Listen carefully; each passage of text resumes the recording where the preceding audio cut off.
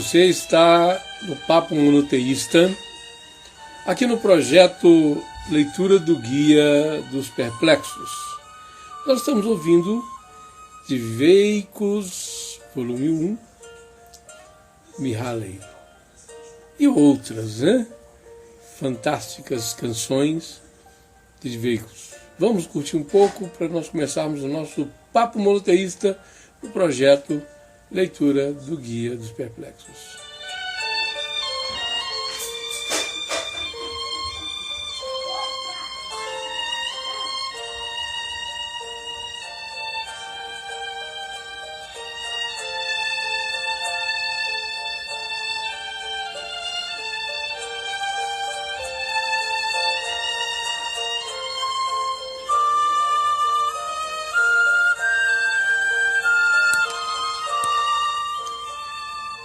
Esse é o Papo Monoteísta, você está no canal Papo Monoteísta, e este é o projeto de leitura do livro Guia dos Perplexos de Maimônides, de Rambam.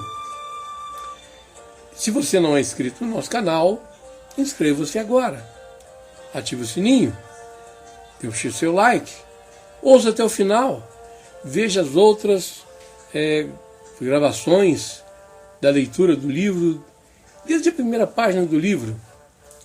Venha conosco nesse projeto e curta e divulgue, compartilhe esta extraordinária oportunidade da leitura do livro Guia dos Perplexos de Maimônides.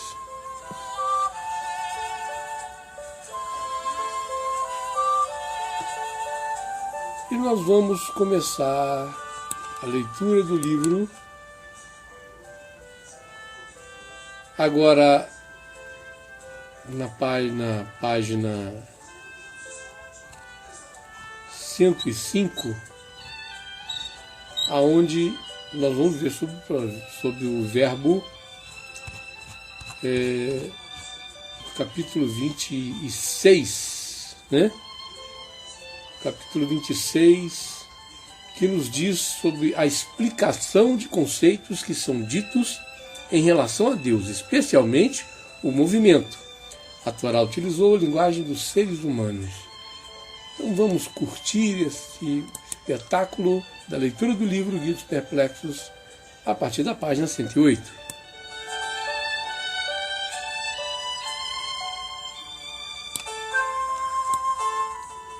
Diz assim o livro Guia dos Perplexos de Maimônides, no capítulo 26, página 108. Explicação dos conceitos que são ditos em relação a Deus, especialmente o movimento. A Torá utilizou a linguagem dos seres humanos. Tu conheces o dito dos sábios referente a todos os tipos de interpretações relativos a este assunto. A Torá utilizou a linguagem dos seres humanos. O significado disso é que tudo o que as pessoas em geral compreendem figurar numa primeira abordagem é que o que será explicado em relação a Deus. Por isso, ele foi escrito com atributos que indicam corporeidade como forma de indicar que Deus existe. Pois, num primeiro momento, as pessoas mais simples não conseguem conceber a existência de algo se não tiver especificamente a forma de um corpo. E tudo que é incorpóreo ou que se encontra num corpo não existe para elas. Vamos entender essa primeira parte? É importante nós entendermos. Algumas pessoas não conseguem entender o conceito abstrato da existência de Deus. Para essas pessoas, para alguma coisa existir, ela tem que ser palpável.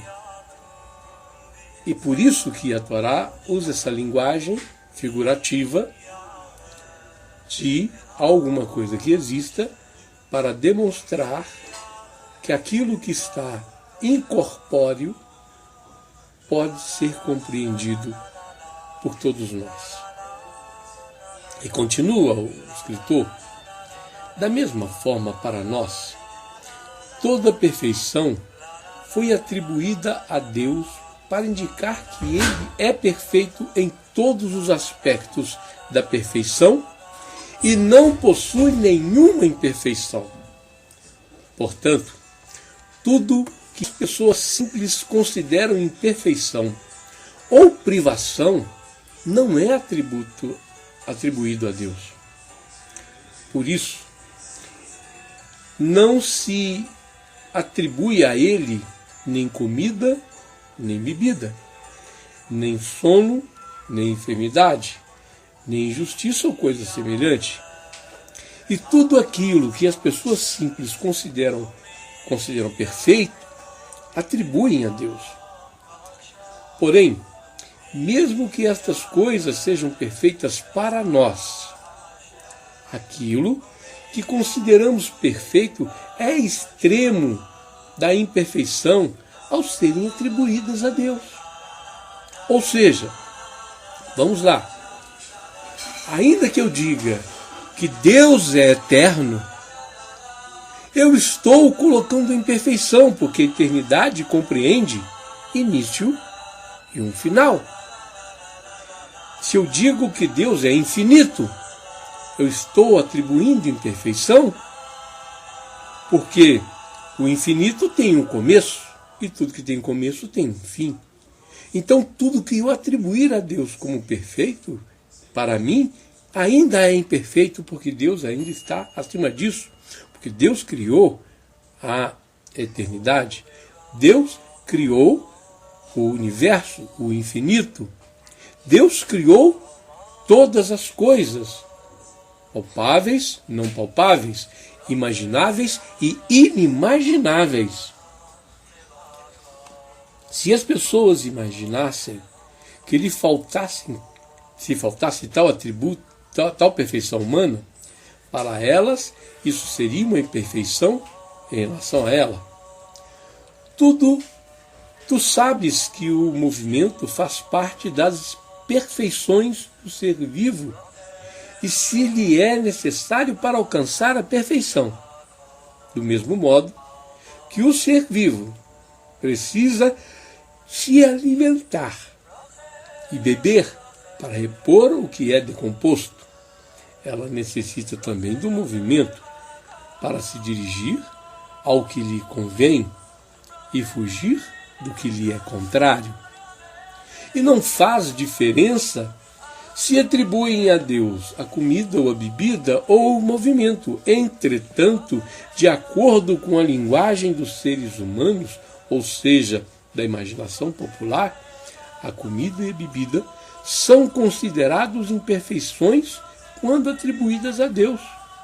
E o movimento não denota imperfeição quando é atribuído a Ele, embora o movimento seja forçado pela necessidade. Não obstante, foi provado demonstrativamente que tudo que se move possui indubitavelmente certo tamanho divisível.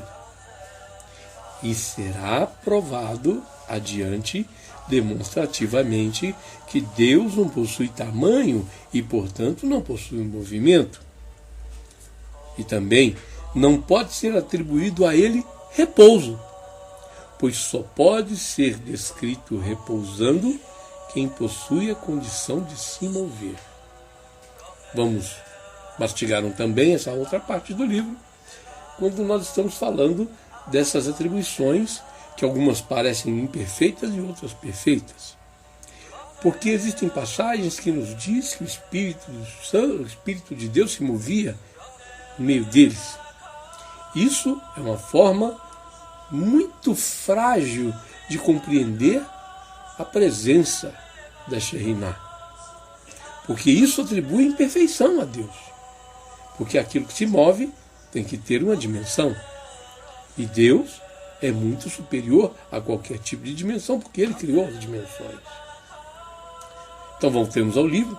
Portanto, todos os termos que indicam qualquer tipo de movimento dos seres vivos são atribuídos a Deus pelo aspecto popular que descrevemos, da mesma forma que atribuem vida a Ele, pois o movimento é uma ocorrência inerente aos seres vivos.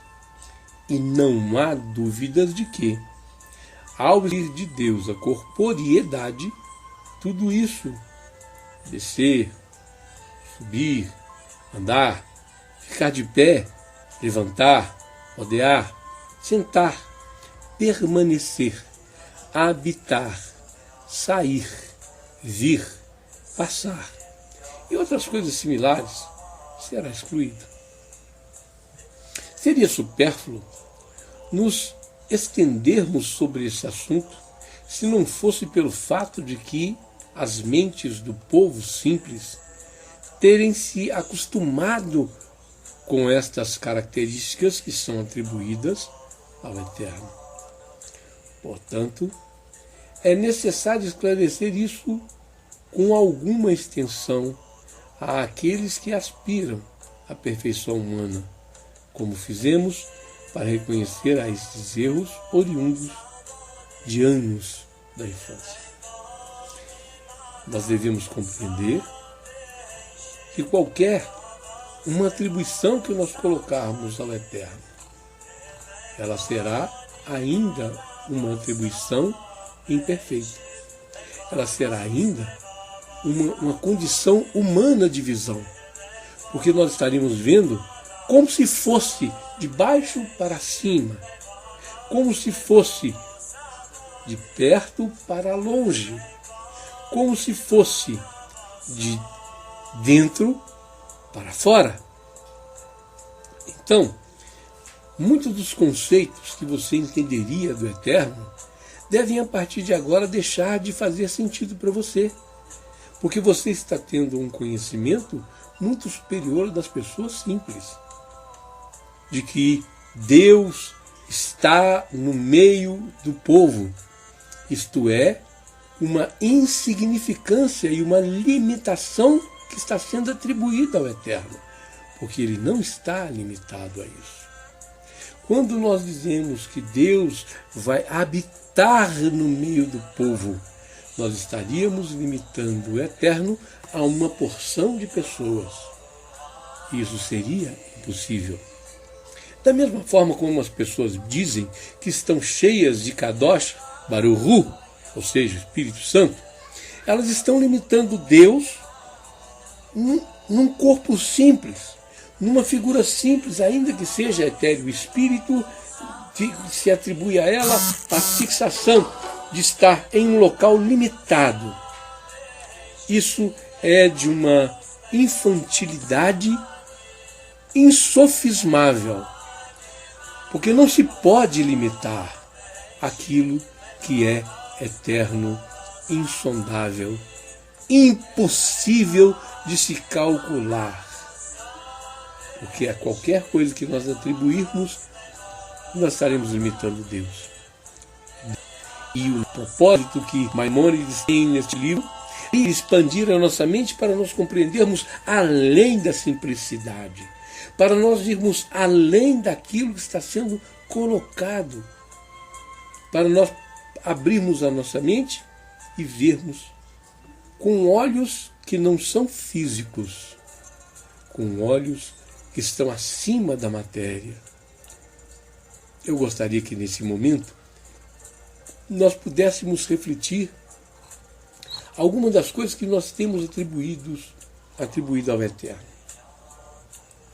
Nós comemos, nós bebemos, nos movimentamos, corremos para cima,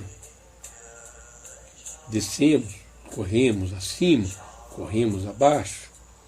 Nós paramos, nós descansamos, nos cansamos, nos descansamos, nós tomamos fôlego de nova energia. Nada dessas coisas podem ser atribuídas ao Eterno. Sequer podemos imaginar que Deus seria ou estaria no infinito. O infinito está contido no eterno, bendito seja. Mas ele não pode ser contido. Ele está acima disso. Ele é aquele conjunto perfeito, que é o conjunto de todos os conjuntos.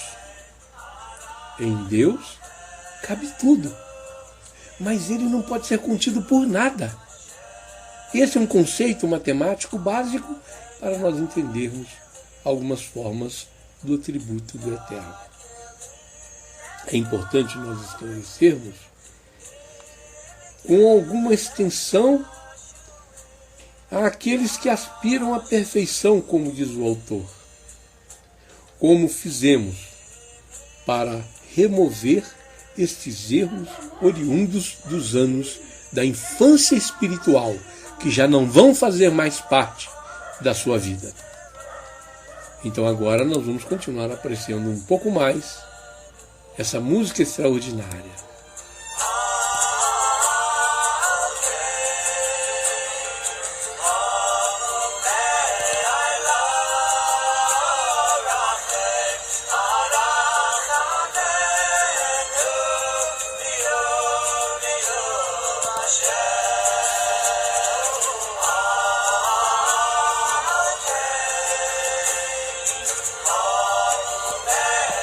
E se você não é inscrito no canal, inscreva-se já.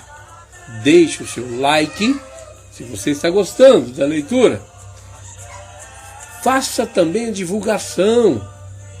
Fale para outras pessoas que você está tendo uma boa participação na leitura do livro Guia dos Perplexos, ainda que seja uma audição.